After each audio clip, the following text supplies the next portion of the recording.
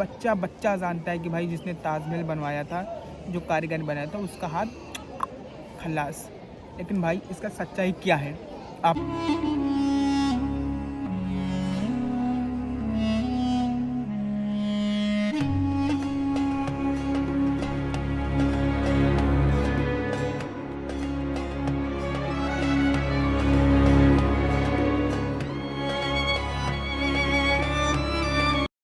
हे guys, very good morning. मेरा नाम है सलमान और मैं हूं अभी आगरा में। तो मुझे आगरा में हो गए हैं अभी 3 दिन और मैं रुका हूं गुरुद्वारा में। आप लोग शायद मेरा पिछला व्लॉग अगर देखेंगे तो आप लोगों को मालूम चल जाएगा कि मैं कहाँ पे रुका हूं। तो जाओ जाके मेरा पहले पिछला व्लॉग देखो, तभी आप लोगों को वीडियो समझ में आएगा। और मैं यहाँ से छत्तीसगढ़ जा रहा था, इंडिया ट्रेवल कर रहा हूँ, मैं छत्तीसगढ़ जा रहा था। तो फिर मैंने सोचा चलो बीच में आगरा पड़ गया तो मैं आगरा में रुक गया। 1 दिन के लिए रुका था, सोचा था कि आप लोगों को ताजमहल का कुछ, आप लोगों को 7वें अजूबा का जो एक अजूबा है ताजमहल, वो चीज़ दिखाते चलूँ और उसके बारे में अद्भुत चीज़ें आप लोगों को बताते चलूँ चलते चलते। और अभी यहाँ से है 12 किलोमीटर ताजमहल, क्योंकि गैस ताजमहल 12 किलोमीटर है तो मैं यहाँ पे पब्लिक ट्रांसपोर्ट लूँगा, क्योंकि अगर पब्लिक ट्रांसपोर्ट नहीं लेता, फिर चेकिंग करता हूँ तो फिर चेकिंग कोई देगा नहीं। और खाना खा लिया और पेट पूरा भर गया है। गुरुद्वारा में लंगर चलता है ना। हाँ,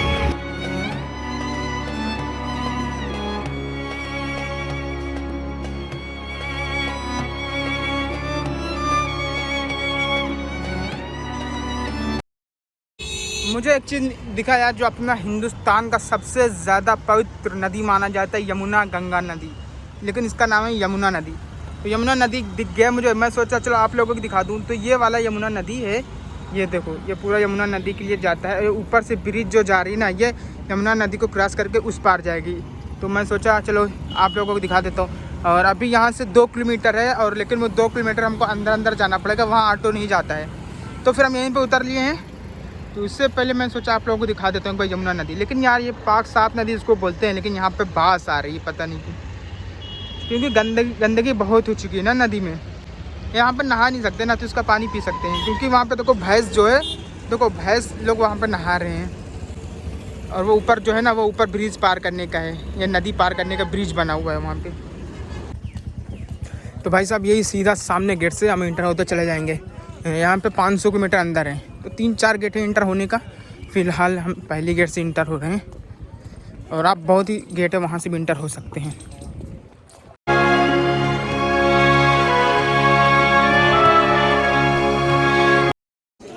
तो भाई साहब जब अभी आप इंटर होगे ना टिकट से लेके, तो सामने से गेट होके अंदर होगे, और फिर आपको यहाँ पे जाके ये इधर से इंटर होता है, उन्हें आपको इधर जाके, ये मेन गेट है, इसके अंदर होके जाना है। फिर आपको वहाँ पे ताजमहल देखने के लिए मिलेगा।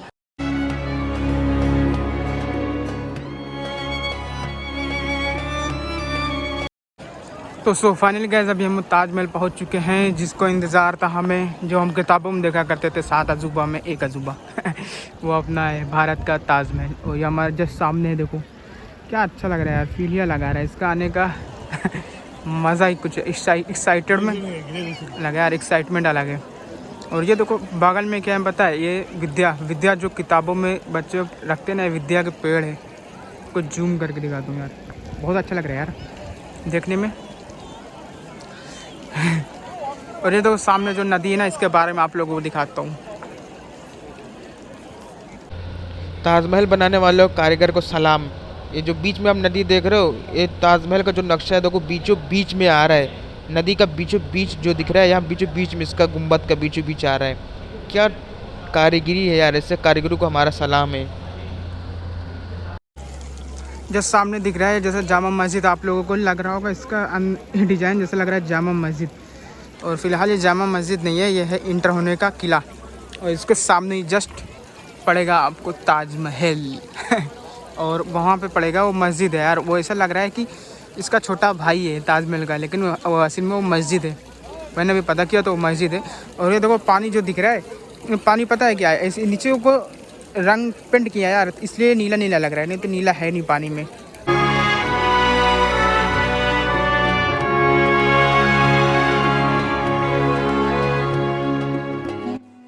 जो पानी दिख रहा है ना, पानी नीला नहीं है यार, ये नीला नीला ज़मीन को पेंट करके रखा है ना, इसलिए नीला लग रहा है। तो इसमें हाथ डुबो के देखते हैं, है ना। इसमें कीड़ा एड़ा भी मरा यार। देखो यहाँ पे देखो मच्छर भी, चीटा भी तैर रहा है। पानी साफ नहीं है, पीने लायक नहीं है।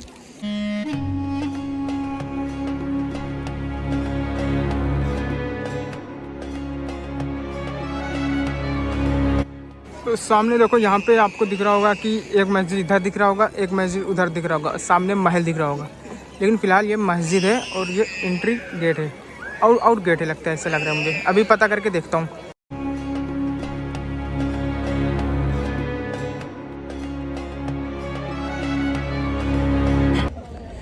तो है गाइस, अभी मैं चलते चलते बैठ गया हूँ यार, क्योंकि धूप बहुत ही ज़्यादा है। तो अब चल नहीं जा रहा है यार, क्योंकि मेरा ज़्यादा से ज़्यादा पैसा जो बजट ना, वो मेरा ट्रैवलिंग में तो कम और खाने में कम, पानी में ज़्यादा खर्चा हो जा रहा है। क्योंकि पानी मिल नहीं रहा है। आगरा ऐसा बेकार जगह है कि यहाँ पे पानी आप लोगों को बहुत ही कम मिलेगा, और अगर मिलेगा भी तो गर्म पानी और ठंडा पानी का जी करता है पीने का। तो चलो अब यहाँ पर बैठे बैठे आप लोगों को कुछ इसके बारे में बताते हैं। ये सबसे पहले आप लोगों को बता दूँ कि ये जो ताजमहल है ना, इसका असली नाम ताजमहल नहीं है। शायद आप लोग पहली बार सुन रहे हैं कि भाई आप क्या बोल रहे हैं, इसका ताजमहल असली नाम ताजमहल नहीं है। तो फिर लोग इसको ताजमहल के नाम से क्यों जानते हैं?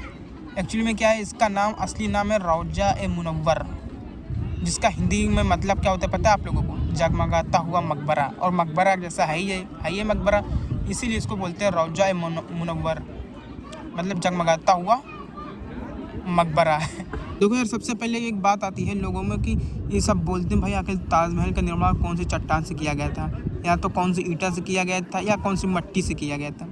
तो सबको पता यार क्या है, संगमरमर दुनिया की सबसे उत्कृष्ट सीढ़ी में से माना जाता है, जो संगमरमर उससे किया गया था। शायद सबको ये बात मालूम होगा। भाई साहब, आजकल के ज़माने में क्या होता है कि अगर एक 10 फीट का घर भी बनता है ना, तो उसको भी लोग कंप्यूटर में डिज़ाइन करते हैं, और लोगों से जो मिस्त्री होता है, जो कारीगर होता है, वो आपको बता देगा कि इस तरीके से आपका घर बन जाएगा। तो लोग अक्सर क्या, लोगों के मन में ये ज़रूर आलोचना होगी कि भाई आखिरकार जो ताजमहल है बनने से पहले लोग ने किस तरीके से सोचा था, या तो इसको डिज़ाइन किसने किया था। मेन पॉइंट इसका डिज़ाइन किसने किया था कि भाई ताजमहल ऐसे बनाना है। तो आपको बता दूं कि उस्ताद अहमद लाहौरी ने इसका डिज़ाइन किया था। आपको पता होना चाहिए, लाहौर के रहने वाले थे उस्ताद अहमद, जो ताजमहल को डिज़ाइन किया था इन्होंने। आप लोगों ने तो ये सोच लिया होगा कि यार ताजमहल तो बनवाया था शाहजहाँ ने, लेकिन भाई साहब ताजमहल बनाया किसने? आखिरकार कारीगर भी तो कोई होगा। तो ताजमहल बनाने वाले मिस्त्री का भाई जो नाम था ना यार, इस्माइल खान था, और वो ताज का गुम्बद बनाने की जिम्मेदारी लिए थे। जो ऊपर आप लोगों को गुम्बद दिख रहा था ना, वो उन्होंने ही बनाया था, और एक कारीगर गैस ये तुर्की के थे। इसके लिए उन्होंने पता है आप 500 रुपये प्रति महीना सैलरी मिलती थी उनके। मतलब आज से 1600 ईस्वी में जब था काम लगा था, तो सिर्फ 500 रुपये एक महीने के। तो उस टाइम के 500 बहुत ही ज़्यादा हुआ करते थे। ये जाने माने तुर्की से यहाँ इंडिया आए, और इंडिया में आके 500 रुपये महीने कमा रहे थे। उस ज़माने में बहुत ही ज़्यादा था। बच्चा जानता है कि भाई जिसने ताजमहल बनवाया था, जो कारीगर बनाया था, उसका हाथ खलास। लेकिन भाई इसका सच्चाई क्या है आप लोगों को बताता हूँ। तो इसका सच्चाई यह है कि लोगों का हाथ काट दिया गया था। ये मतलब नहीं कि लोगों का हाथ ही अलग हो गया, जैसे ये एक हाथ है और इसको काट दिया गया, अब ये एक हाथ यहाँ पे, एक हाथ वहाँ पे, ऐसा नहीं है बिल्कुल। काटने का क्या मतलब है कि जैसे ठेका होता है कि अगर भाई सब, अगर आप हमारे यहाँ पे काम करोगे तो ये मान के चलो हम आपको 10 एक घर बनाने के लिए दे रहे हैं, जब तक वो हमारा घर नहीं बन जाएगा तब तक आप हमारे यहाँ काम छोड़ के नहीं जा सकते। तो जब अगर बड़े बड़े बिल्डिंगें, बड़े बड़ी इमारतें बना करती थी उस दौर में, तो कारीगर जो लेके आए थे, तो वहाँ पे उन लोगों को दिया गया था कि भाई हम तुमको इससे अच्छा पैसा देंगे, तुम दूसरी जगह पे हमारा दूसरा इमारत बनाओ। तो उनका मतलब वो बोलते थे भाई हम नहीं बना सकते क्योंकि हमारा हाथ काट दिया गया है, यानी कि बांध दिया गया, मैं दूसरी जगह काम नहीं कर सकता जब तक ये पूरा इमारत में तैयार नहीं कर लूँ। इसका मेन मकसद ये।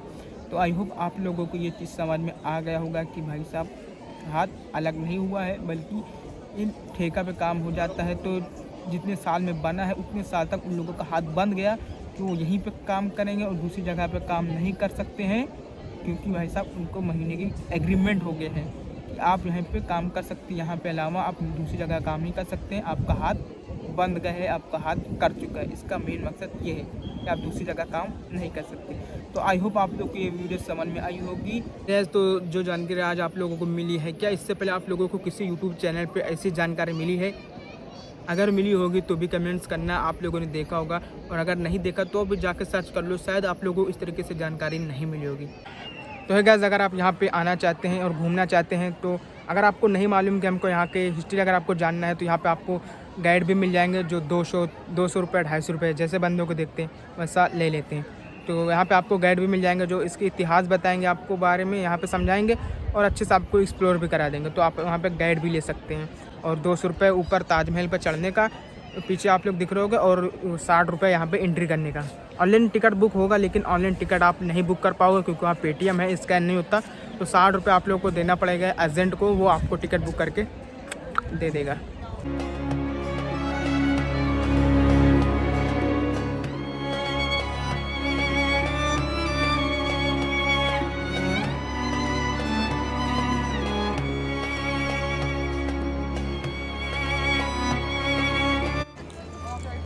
अगर आप 50 रुपये की टिकट लेते हो तो वो जो आप लोग देख रहे हो मस्जिद, जामा मस्जिद का जो नक्शा है वहाँ पे आपको इंटर करना पड़ेगा।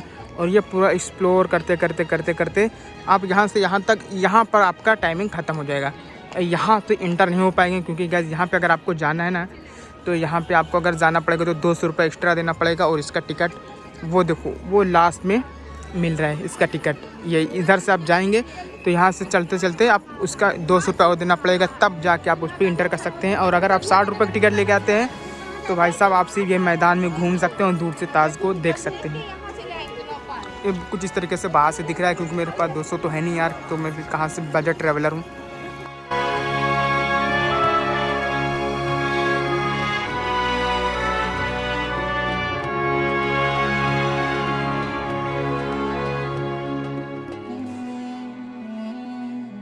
तो फिलहाल मैंने एक गेट से एंटर किया है, अब दूसरे गेट से बाहर से जाएंगे, निकलेंगे, देखते हैं कैसा निकलते हैं कि नहीं निकल पाते हैं। फिर वही गेट से जाना पड़ेगा क्योंकि मैं आया तो इस गेट से था और जा रहा हूँ इस गेट से। मैं कुछ फैक्ट बताऊँ आप लोगों को यहाँ का ताजमहल, कि ताजमहल आखिरकार पैसा डेली कितना कमाता है, या ताजमहल वाले जो उसको सरकार देता है तो कितना कमाता है। तो अगर आप कॉमन यूज़ करोगे, कॉमन सेंस, तो मेरे हिसाब से देखो 50 रुपये लगते हैं, 60 रुपये टिकट एंट्री होने में और प्लस 200 रुपये वो ताजमहल को ऊपर चढ़ने में, तो 250। और डेली गैस यहाँ पे 20,000 से ज़्यादा लोग देखने के लिए आते हैं। तो अगर आप 20,000 लोग ही को कलेक्ट करोगे 24 घंटे में 20,000 लोग आ जाते हैं देखने के लिए, 50 लाख रुपए बनते हैं। मैंने अभी गुणे किए थे 250 से 20,000, तो 50 लाख। और अगर आप फिर भी मोटा मोटा पकड़ोगे तो सब तो ऊपर जाते नहीं, ताजमहल किसी के पास पैसे नहीं रहते, तो नीचे से देख के चला जाता है, जैसे मैं भी नीचे देख के चला जा रहा हूँ। तो कम से कम 30 लाख रुपए डेली का पैसा कमा के ताजमहल सरकार को दे रहा है। 1600 ईस्वी में बना था और अब भी डेली का 20 से 30 लाख रुपए कमा के दे रहा है। तो भाई ऐसी इमारत होना चाहिए अगर किसी के पास भी इतना पैसा कमा के दे यार, बहुत ही ज़्यादा पैसा कमा के, डेली का 30 लाख रुपए कमा के सरकार को दे रही है।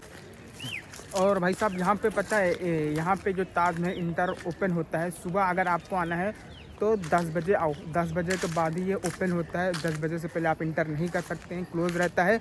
और फिर आओ तो अपना बोतल लेके आना और कुछ पैसे एक्स्ट्रा लेके आना ताकि आपको कोई प्रॉब्लम ना हो। वैसा रहेगा तो फिर आपको कोई प्रॉब्लम नहीं रहेगा। अगर आप टारगेटिंग पैसा लेके आएंगे तो फिर आपको प्रॉब्लम आ सकती है। पानी तो ज़रूर लेके आओ, इसलिए कि आगरा में बहुत ज़्यादा गर्मी पड़ती है, तो शायद आप गर्मी बर्दाश्त ना कर पाओ, और पानी पियो। तो अगर 200 मतलब 500 तो आपके खर्चे हो जाएंगे पानी मिला के, खाना मिला के। तो आई होप आप लोग को वीडियो पूरी समझ में आ गया होगा, और समझ में आ गया होगा तो गैस चैनल को सब्सक्राइब ज़रूर कर देना और वीडियो को लाइक भी कर देना।